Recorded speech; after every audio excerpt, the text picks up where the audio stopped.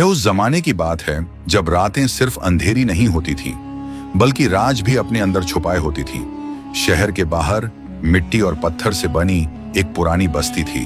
न वहां महल थे, न बाजार की चमक, बस गरीबी, सब्र और अल्लाह पर यकीन। इसी बस्ती में एक आदमी रहता था। लोग उसे यूसुफ के नाम से जानते थे।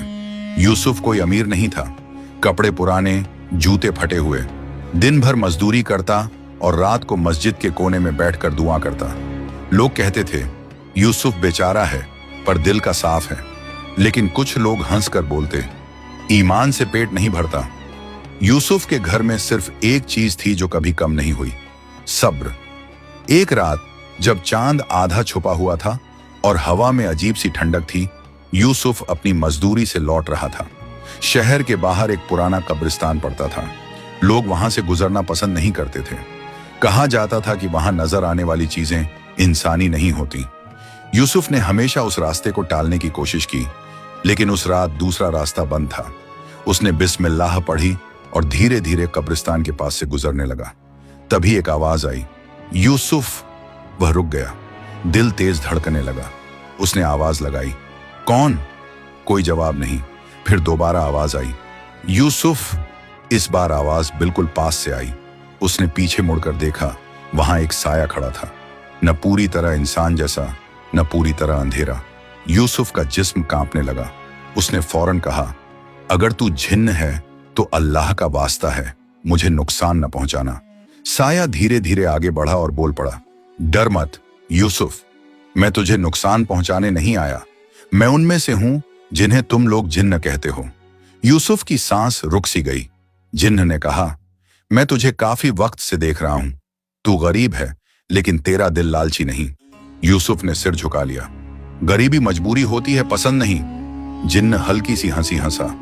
इंसान की ज्यादातर बुराइयां मजबूरी से नहीं, लालच से होती हैं। मैं तुझे एक मौका देने आया हूं। जिन्न ने अपना हाथ उठाया और जमीन पर एक छोटा सा संदूक आ गिरा। उसने कहा, इस संदूक को अपने घर ले जा। इसे 3 रातों तक मत खोलना। हर रात एक चीज होगी जो तुझे इसे खोलने पर मजबूर करेगी। अगर तूने खोल लिया तो तू भी उन लोगों जैसा बन जाएगा जो ईमान को दौलत के बदले बेच देते हैं। और अगर नहीं खोला तो अल्लाह तुझे वह देगा जो तू सोच भी नहीं सकता। याद रखना, यह इम्तिहान गरीबी का नहीं, ईमान का है। अगले ही पल जिन्न गायब हो गया।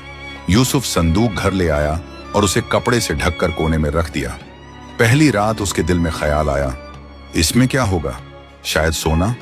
बस एक बार देखने में क्या जाता है। उसने खुद को संभाला, लेकिन तभी दरवाजे पर दस्तक हुई। बाहर उसका पड़ोसी खड़ा था, जिसकी आंखों में जलन थी।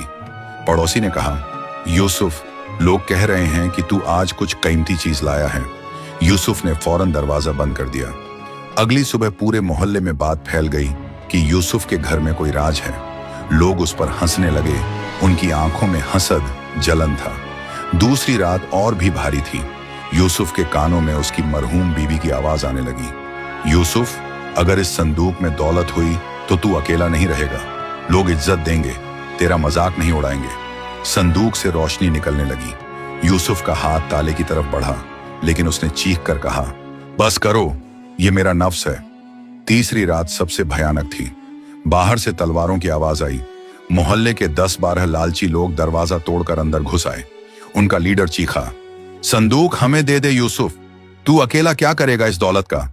यूसुफ का जिस्म कांप रहा था। तभी जिन्न दोबारा जाहिर हुआ और उसकी आवाज गूंजी, एक कदम और तुम अपनी आखिरी रात देख लोगे। लालच में अंधा लीडर तलवार लेकर आगे बढ़ा। उसी पल यूसुफ ने संदूक पर जोर से हाथ मारा और चिल्लाया, बंद हो जा, मुझे दौलत चाहिए थी। ये सच है, पर इससे ज्यादा मुझे अल्लाह का गुस्सा डराता है। उसने संदूक उठाकर जमीन पर पटक दिया। संदूक टूट गया।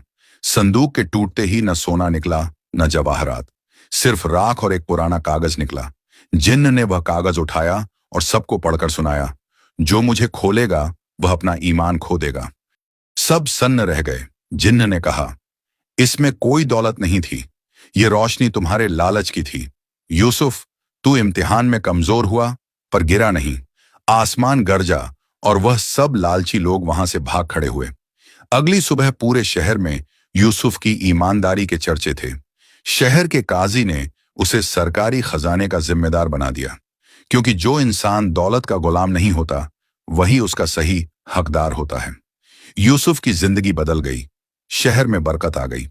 जाते जाते जिन्न ने सिर्फ एक बात कही, दौलत बुरी नहीं होती, पर जब इंसान दौलत के लिए अपना ईमान गिरवी रख दे तो वह इंसान इंसान नहीं रहता।